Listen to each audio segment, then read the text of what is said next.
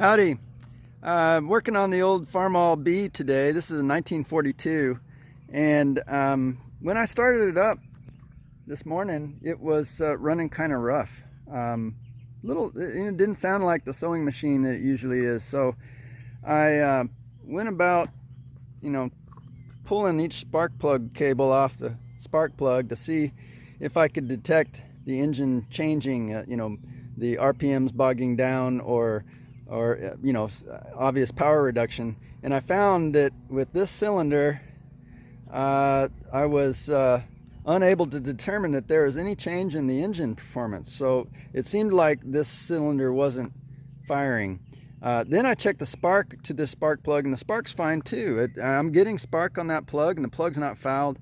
So something else going on where the engine's not running right. Here's what I found. Pulled the valve cover and pretty immediately saw the problem. I can see that this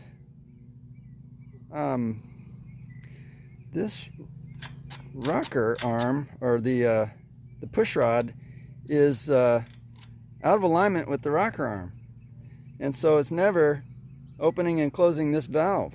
So that cylinder has a valve that is inoperable because the pushrod has slipped out from underneath the rocker arm.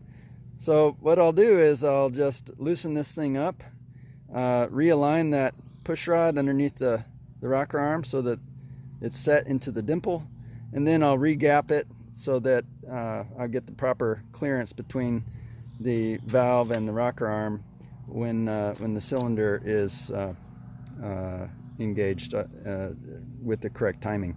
So anyhow, interesting what you find when you start taking these things apart, and thankfully these engines are actually kind of easy to work on. So hopefully whatever caused this pushrod to slip isn't happening on a recurring basis.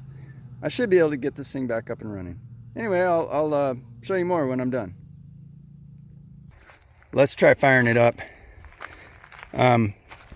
Engine is kind of warm. I mean, not too hot for me to hold there. Just as a note, this model does not have a water pump. It just self-circulates. The hot water creates convection current inside the radiator, and the radiator is getting super cooled by this fan, and cold water gets drawn back into the engine from this side, and I think it's called thermosiphoning or something like that. No water pump. And anyway, let's get to it.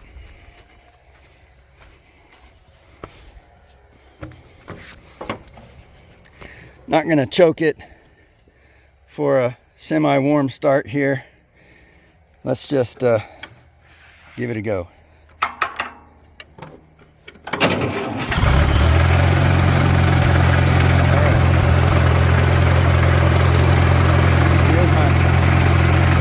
Generator charging. Put it on bright lights and get some good charge on there.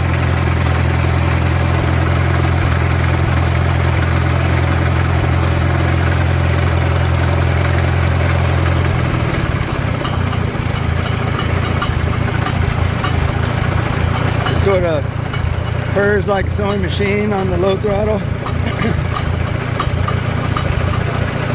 Now let's give it some juice.